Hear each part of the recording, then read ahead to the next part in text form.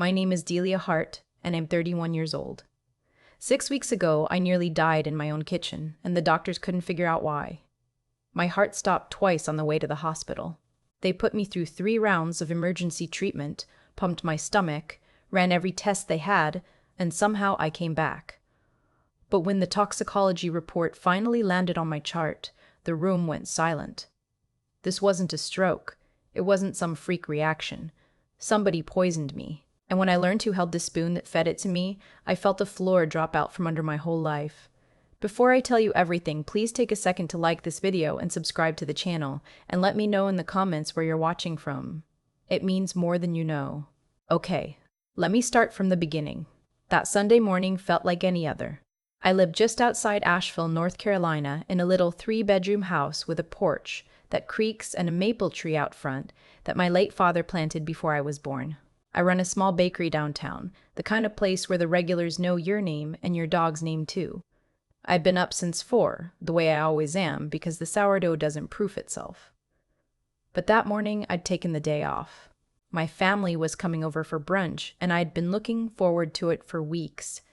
My daughter Posey, who's 6, came barreling into my room while it was still dark, the way she does, and climbed into bed with me. "Is today the pancake day?" she whispered, like it was a secret. I pulled her close and breathed in the top of her head, that warm, sleepy smell, and I told her yes, today was the pancake day. She giggled and burrowed under the covers.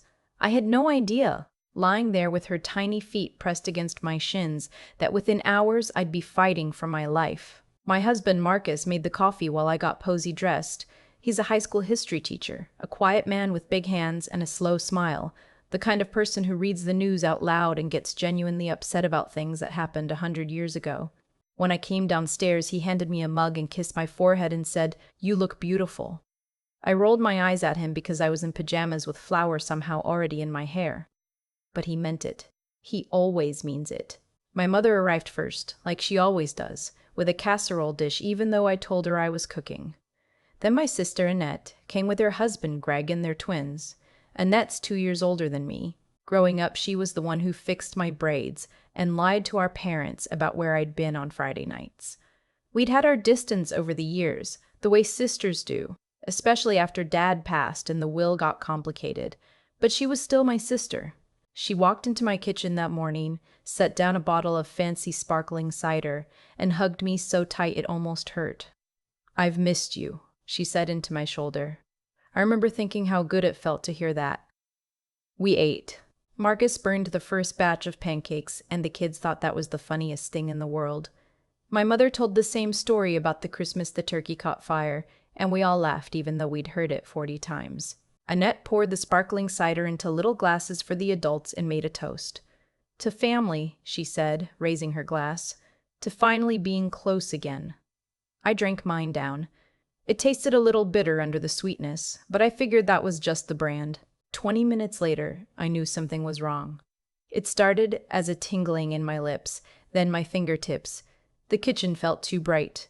I gripped the edge of the counter and told myself I just needed to sit down, that I'd been on my feet too much, that it was nothing. But then the room tilted hard to the left, and the sounds went underwater, far away, like everyone was talking through a wall. I heard Posey laughing somewhere, and I tried to find her with my eyes and couldn't focus. My chest got tight. My heart started slamming against my ribs, too fast, painfully fast, and then it stuttered, skipped, like it forgot how to do the one job it had. "Marcus," I tried to say. I'm not sure anything came out. I went down. I remember the cold of the kitchen tile against my cheek and the sound of a glass shattering somewhere above me. I remember Marcus's voice, suddenly so loud, screaming my name. I remember my mother saying, "Call 911, call them now," and the scrape of a chair. And then the light at the edges of everything narrowed down to a pinhole, and the pinhole closed, and I was gone. They told me later that I stopped breathing in the ambulance, that a paramedic named Hector did chest compressions on me the whole way to Mission Hospital while another one squeezed a bag over my face. My heart stopped on the gurney as they wheeled me through the doors, and a whole team of people I'll never meet brought me back with electricity and adrenaline and sheer stubbornness. I owe my life to strangers whose faces I never saw. For 2 days, I was in a coma. The doctors couldn't say if I'd wake up, and if I did, whether I'd be the same person. My organs had taken a beating. My kidneys were struggling. They had tubes in me everywhere. Machines doing the breathing my body had forgotten how to do. And through all of it, Marcus didn't leave. Not once. My mother told me this afterward, and her voice cracked when she said it. He slept in the plastic chair beside my bed, or didn't sleep at all. He held my hand and talked to me for hours, telling me about Posey's day, about the dumb thing a kid said in his third period class, anything, just so I'd hear his voice and know he was there. He stopped eating until the nurses made him. When Posey came to visit, he held her up so she could see me past all the wires, and he kept his own face steady for her even though he was falling apart. My mother said she'd never seen a man love someone the way he loved me in that room. When I finally opened my eyes, the first thing I saw was him. Unshaven, gray under the eyes, holding my hand like it was the only thing keeping him on the earth. "There she is," he whispered, and his whole face broke open, and he started crying so hard he couldn't speak. I tried to squeeze his hand. I think I managed it. He kissed my knuckles over and over. I thought, lying there, this is what love looks like. This is a man who would never hurt me. I held on to that thought like a rope. But even in that haze, something nagged at me. The way my family was acting. My mother kept glancing at Marcus with this look I couldn't read, something tight around her eyes. My Uncle Roy, who'd driven up from Charlotte, wouldn't look at Marcus at all. There was a coldness in the room that didn't belong, a current running under everything that I was too weak to understand. I told myself I was imagining it, the drugs, the trauma, my scrambled brain. But the feeling sat in my chest like a stone, and it wouldn't dissolve. A few days later, when I'd been moved out of the ICU and could sit up and talk, a detective came to see me. Her name was Detective Owens, and she had kind eyes and a notepad she didn't really write in. She pulled a chair up close and asked Marcus if he'd give us the room. He looked at me and I nodded, and he stepped out, and the door clicked shut. "Mrs. Mana." "Hart," she said gently, "I need to talk to you about what made you sick." I assumed she'd say food poisoning. Some bacteria in the eggs, undercooked something. I was already half apologizing in my head for wasting her time.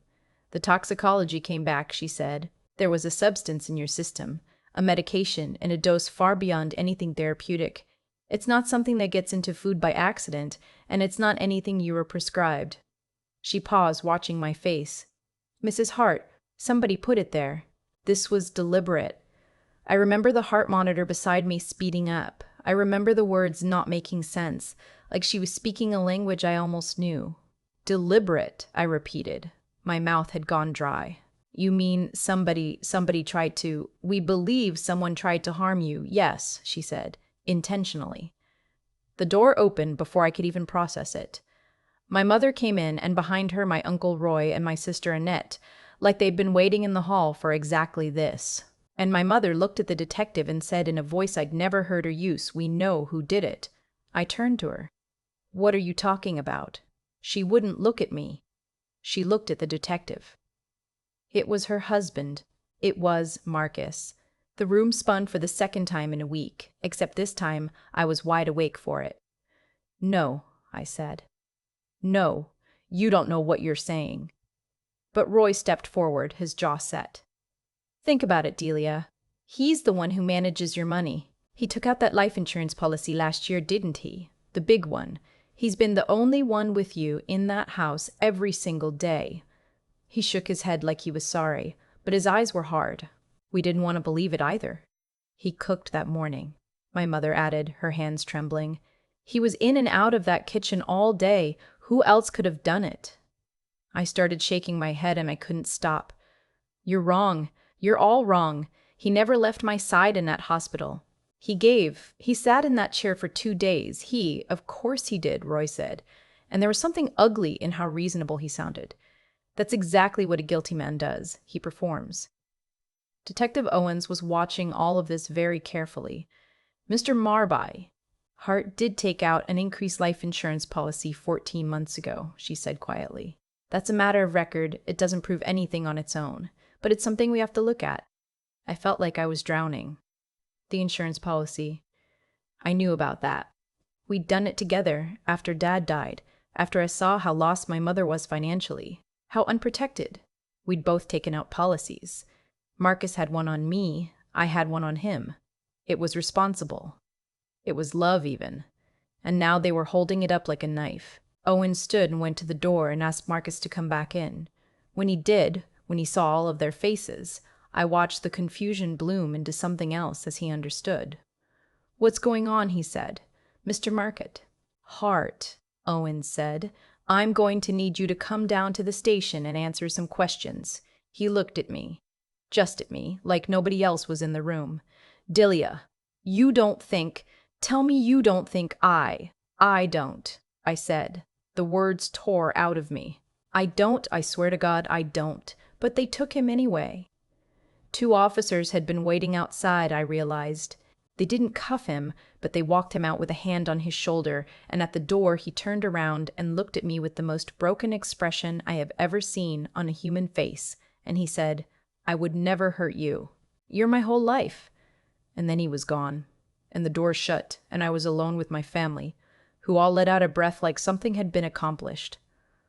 I've never felt so completely alone in my life as I did in that hospital room, surrounded by the people who were supposed to love me. That night I didn't sleep. I lay in the dark and ran through every second of every day I could remember, looking for the seam, the place where my life had been cut open. And the more I thought about it, the less sense their story made. If Marcus wanted me dead for money, why would he resuscitate me? My mother said he'd been doing CPR before the ambulance even came, that he'd kept me alive with his own hands on that kitchen floor. A man trying to kill you doesn't breathe for you. A man trying to kill you doesn't fall apart at your bedside for 2 days. I knew this man. I'd known him for 9 years. I'd seen him cry exactly 3 times before that week, and one of them was when Posey was born. No, it wasn't him. I was certain of it, the way you're certain of your own name. But if it wasn't him, then it was someone else who'd been in my house that morning. Someone who'd sat at my table, someone I'd hugged. That thought was so cold I had to sit up and turn the light on. The next morning, I started asking questions of my own. I called Detective Owens and asked her everything. What was the substance, exactly? She told me it was a heart medication, a strong one, the kind that's dangerous in high doses to someone who doesn't need it. Where would someone even get that, I asked. There was a pause. "It's commonly prescribed," she said, "for people with certain cardiac conditions or sometimes for blood pressure. It's not exotic." I hung up and sat very still because my mother takes a heart medication, has for years, and so does my Uncle Roy. I told myself that meant nothing. Lots of people their age take heart pills, but the seed was in the ground now, and it was growing whether I wanted it to or not. I asked the detective something else, too. Whose glass had I been drinking from? Because I kept coming back to that bitter taste under the sweet cider. The cider Annette had brought. The cider Annette had brought. "We collected glassware from the scene," Owen said. "I can't share lab details on an open case, but I'll tell you we're testing everything." For days I turned it over and over, and every time I got close to a clear thought, it slipped away from me, like the truth was greased. People weren't telling me things. My mother changed the subject whenever I mentioned the brunch. Annette stopped returning my calls. Annette, who'd held me so tight that morning and told me she'd missed me. When I finally got her on the phone, she was clipped and strange. Said she was busy with the twins, said we'd talk soon, and hung up before I could ask anything real. And a terrible idea started forming in the back of my mind, one I couldn't say out loud because saying it would make it real. What if my family had pointed at Marcus so fast, so loudly, so unanimously? Not because they were sure it was him, but because they needed it to be him. I want to tell you that I figured it out through clever detective work. I didn't. The truth came to me the way the worst truths usually do, sideways, by accident, from someone who never meant for me to know. It was my mother who broke. About 2 weeks after I came home from the hospital, home to a house that felt enormous and silent with Marcus gone, staying at his brother's while the investigation dragged on, allowed to see Posey only with someone else present, as if he were a danger to his own child, my mother came to visit. She'd been jumpy for days. She sat at my kitchen table, the same table, and she couldn't hold her coffee cup steady. And finally, she put her face in her hands and started to cry. "Mom," I said, "what is it?" "I have to tell you something," she said. "And once I tell you, I can't take it back. and it's going to break this family apart forever." She looked up at me, and her eyes were so full of grief that I felt my stomach drop before she even said it. But I can't watch them lock up that good man for something he didn't do. I can't. I've been telling myself it would resolve on its own, that I was wrong, that I misheard. But I didn't mishear, Delia. "Mom? Who?" "Your sister," she whispered. The kitchen went silent except for the hum of the refrigerator. "What?" I said. "I heard her," my mother said. "2 nights ago, I was staying at Annette's, helping with the twins, and I couldn't sleep, and I went down for water, and she was on the porch on the phone. She didn't know I was there." My mother's hands were shaking so hard I reached out and took them. "She was talking to Greg. They thought I was asleep." She stopped. She couldn't get the words out. "Tell me," I said. She said she didn't think the dose had been enough, that she'd have to find another way if this one fell through. And then she laughed, Ilya. She laughed, and she said at least Marcus was taking the fall, that it was working out better than she'd planned, that nobody would ever look at her. I don't remember making the sound I made. My mother says I made a sound. The room had gone strange and bright at the edges, like the morning I collapsed, except I was fully, horribly conscious for all of it. "Why?" I finally managed. "Why would she?" And then I knew. Even before my mother said it, I knew, and the knowing was like ice water poured straight into my chest. "The land," my mother said. "Your father's land, the 40 acres up near the ridge. When my father died, he'd left the land to be split between Annette and me. It wasn't worth much when he passed, just trees and a falling down hunting cabin. But 2 years ago, a developer started buying up that whole ridge for a resort, and the offers had gotten enormous, life-changing money. And there was a clause in my father's will, an old-fashioned one, his old-fashioned lawyer had drawn up. If either daughter died without a surviving spouse claim being settled, the whole parcel reverted to the other. Annette knew that clause. She'd read the will as many times as I had. If I died, and if Marcus, my spouse, were in prison, unable to make any claim, his name dragged through the mud, every acre, every dollar of that developer's money would go to her. All of it. No splitting it with the little sister. She'd done the math. She'd done the math all my life and decided it came out in her favor. I gave it to her, I said, and I was crying now, crying so hard the words came out in pieces. I would have given her my half, if she'd asked. If she'd said she needed it, Mom, I'd have signed it over that same day. It's just land. It's just money. She's my sister. I pressed my hands against my mouth. She poured it into my glass herself. She toasted to family, and she poured poison into my glass, and she watched me drink it in front of my own daughter. My mother and I held each other across that table and wept for a long time. For me, for Annette, for our father, for the family that had ended without any of us noticing the exact moment it died.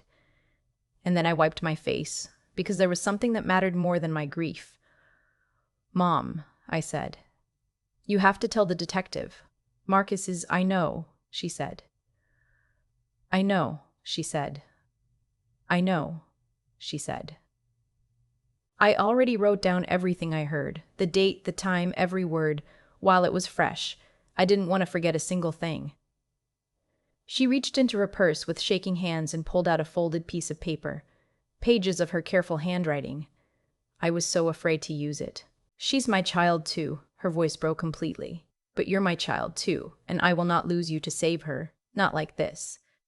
We went to Detective Owens together that afternoon. My mother told her everything and gave her the written account and answered every question without flinching, even when the questions were terrible.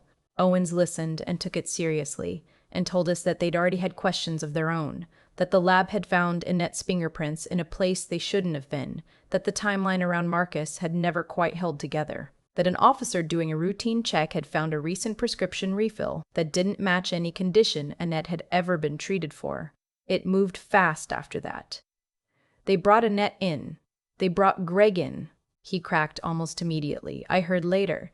Started talking to save himself, laid the planning at Annette's feet, said it had been her idea, that he begged her not to.